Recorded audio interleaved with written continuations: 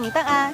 海雅定製睇樓團今次返順德，我係阿影，今日帶大家行下廣東四大名園之首清暉園。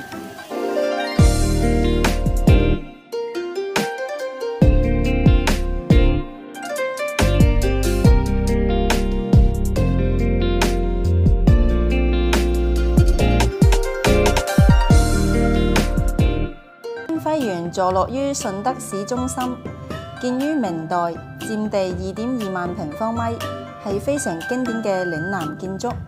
搜咗資料仲顯示清暉園係港星許紹雄太太嘅祖業。涼亭、水景瀑布、小橋橫跨、奇石古木、錦鯉魚池，各式各樣嘅植物，可以講係一步一景，一園一故事。每樣嘅植物都有標本說明，可以講係行一圈園林學一番知識。